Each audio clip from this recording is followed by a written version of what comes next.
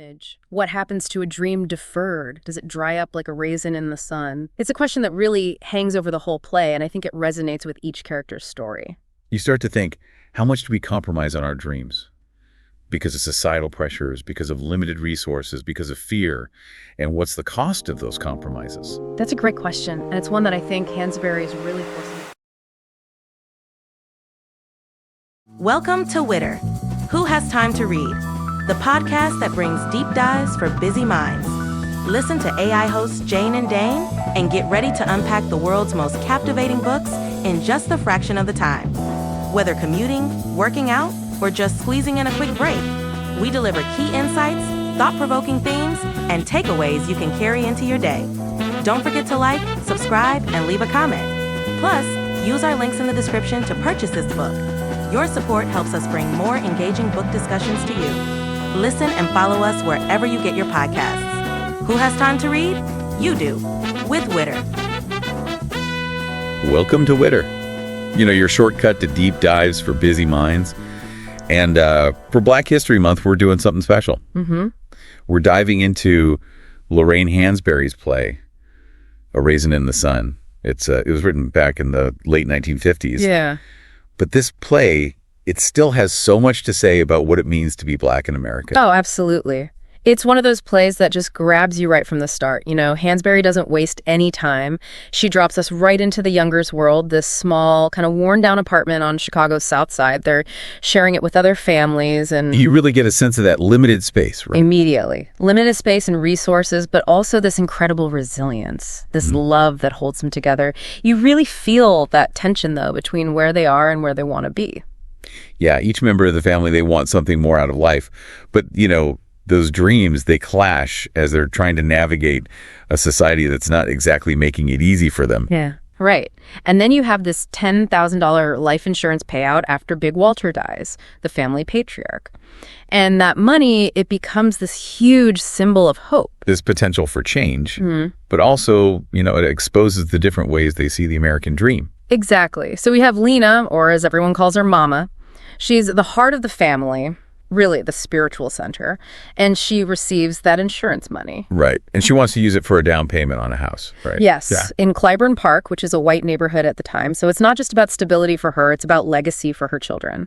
But it's also about pushing against those boundaries of segregation. It's a powerful statement. It is. Owning a home, it means more than just bricks and mortar for Mama. It's about claiming a space in a society that's constantly trying to, well, push her and her family to the margins. There's Walter Lee, Mama's son. Yeah. He's a chauffeur, but he dreams bigger. Much bigger.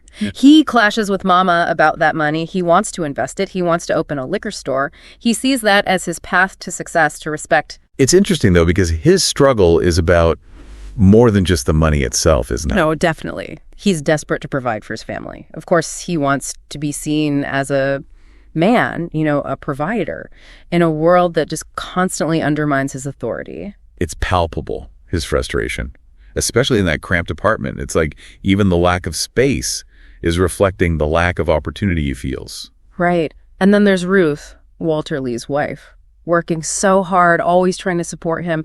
She wants a better life too, but she's carrying the weight of their struggles. And then on top of all of that, she finds out she's pregnant. Right. And she's actually considering an abortion. And that really highlights, I think, that for the Youngers, basic health care, it's a luxury, you know. More than that, even. It's not an abstract political issue. It's about survival. It also shows how intertwined their struggles are with, well, the limitations society has placed on them. They're constantly fighting against these invisible walls, you know, the ones that limit their choices, their opportunities. Yeah.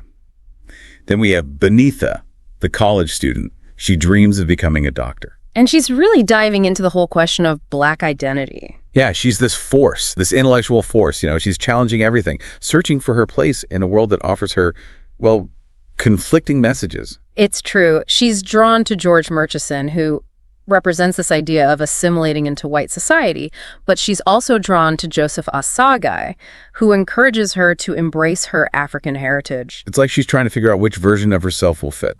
And which one will let her be both Black and successful in America. Even her choice to cut off her straightened hair and go natural, that becomes a powerful symbol of her struggle. Rejecting the idea that she has to conform to be accepted. Exactly. And the play never lets you forget that this is all happening against a backdrop of, well, just blatant racism and segregation. Right. They decide to move to Clybourne Park, a white neighborhood.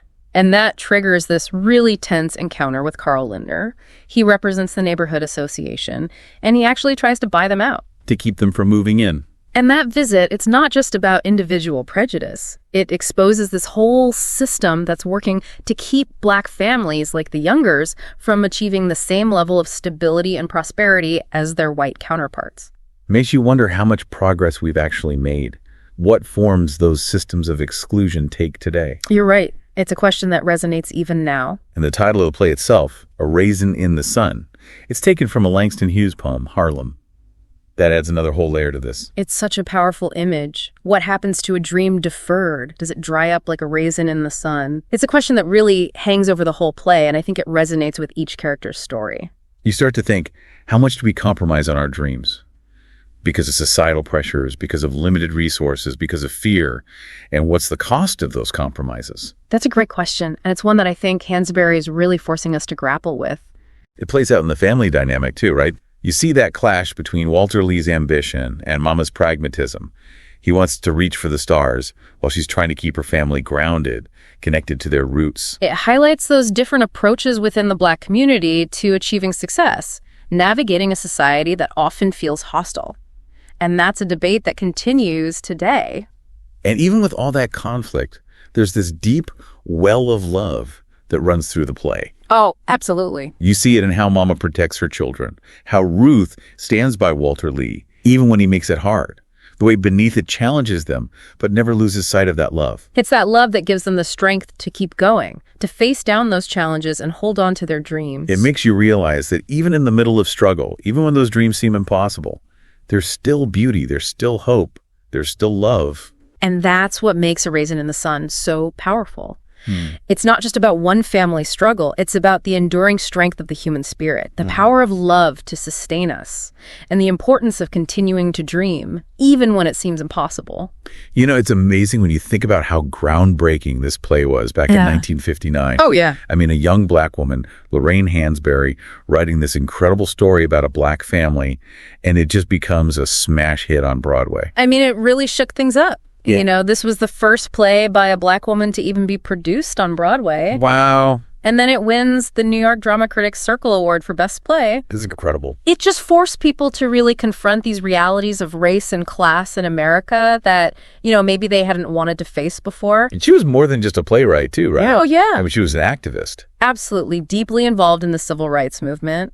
I mean, she understood that art could be a tool for social change. She was living it. Yeah. Her life and her work, they remind us that silence is not an option when you're faced with injustice. It's powerful. She used her platform to speak out, to advocate for equality, and to amplify the voices of those who are being silenced. And she did it all with such incredible talent and insight. She did. She really had this way of portraying the complexities of the human experience with such honesty and compassion. And her characters are so real, so relatable. You see yourself in them. You do. You see yourself in their struggles, their hopes, their frustrations. And even though the play is set in this specific time and place, those themes are so universal, so timeless.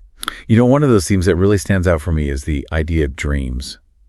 Mm-hmm. And it's not just about achieving material success. It's about that deeper yearning for something more, that feeling that there has to be more to life than just surviving. Now, we see that in every character. We do. From Mama's dream of a home to Walter Lee's ambitions for his business to Benita's desire to become a doctor. They all want something. Each dream represents a different facet of what it means to really strive for something better, to reach for your full potential. And the play doesn't shy away from showing how often those dreams are deferred or delayed. Or even crushed. Yeah, by the weight of society or systemic barriers. It's true, and it makes you ask yourself, how often do we compromise on our own dreams?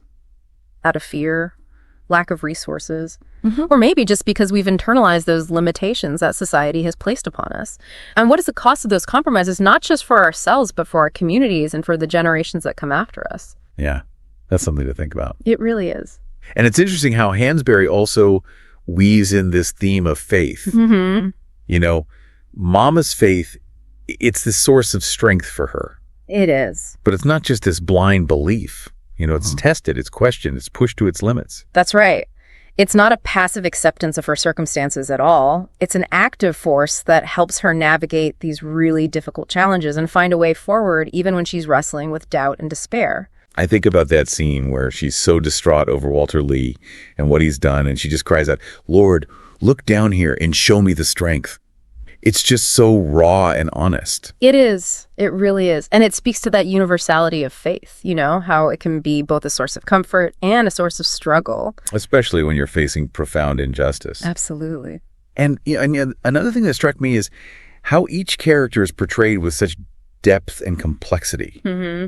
Like, aren't these clear-cut heroes or villains? Right. They're all flawed, they all make mistakes, but they're so human, so relatable. Hansberry, she avoids those easy stereotypes, Yeah.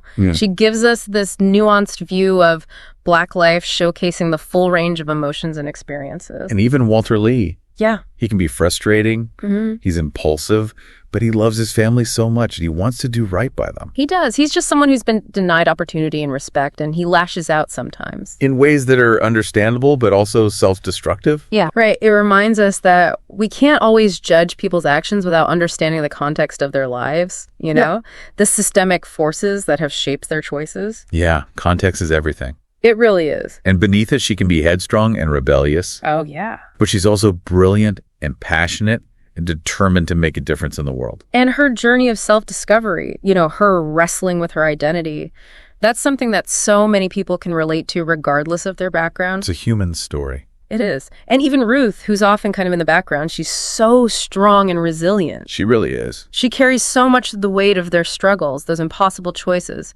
but she never loses sight of her love for her family and her hope for a better future. She's the anchor. She is.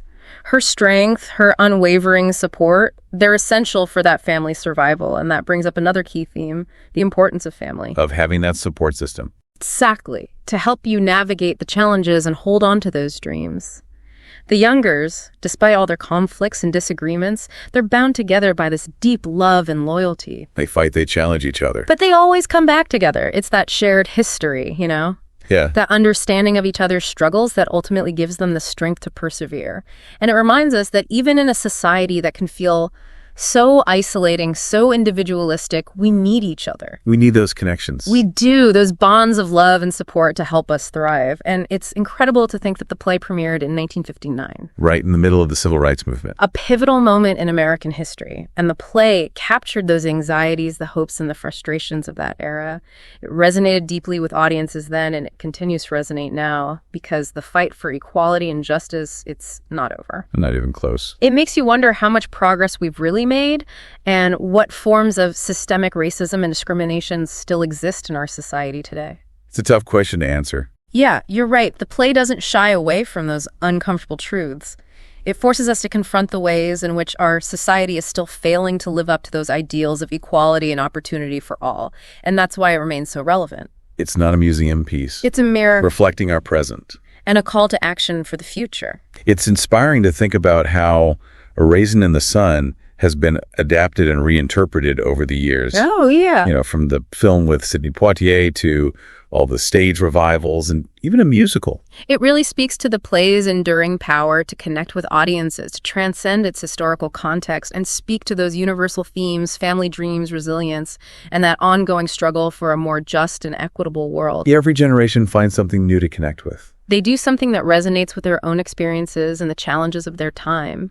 It shows how great works of art have this ability to speak to the human condition in ways that are both timeless and timely. They become part of our cultural DNA, helping us make sense of the world around us and find our place in the ongoing story of human experience. And, art could be such a powerful tool for empathy and understanding, for bridging divides and starting those conversations that need to happen. Exactly. And that's why it's so important to continue to support artists, to create spaces for diverse voices, and to engage with those works of art that challenge our perspective and make us see the world in new ways. A Raisin in the Sun does that and more.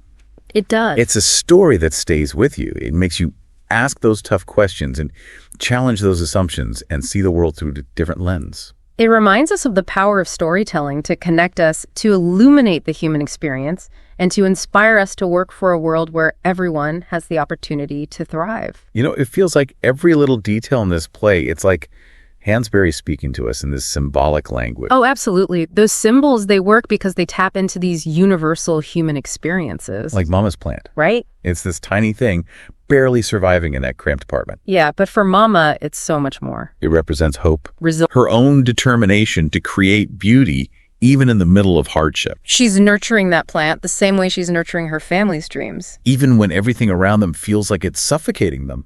And that image of the plant connects back to the title of the play, too. It does. Makes you think about those dreams when they don't have what they need to grow. Do they wither? Like a raisin in the sun? Or do they find a way to push through, to reach for the light, even in those dark spaces? It makes you think about the limitations we all face in our own lives. Yeah. Whether it's lack of money, lack of opportunities, or just societal expectations. Those limitations can feel like those cramped quarters, closing in on you. Making it hard to breathe. Making it hard to even imagine a different future. And that insurance money, that's another powerful symbol. Oh, yeah. It's like this sudden burst of hope, of possibility. A chance for them to break free. But it also shows the danger of putting too much emphasis on material wealth. Right. It causes conflict. It exposes those different values within the family. It tests their relationships, their loyalties. And it becomes this catalyst for both growth and destruction. It really makes you question what defines success. Is it money? Or is it something more, something deeper? Like family. Community. A meaningful life. Then there's that new house in Clybourne Park. That symbolizes their hopes for a better future. A space of their own. Piece of that American dream. But it also shows the reality of segregation.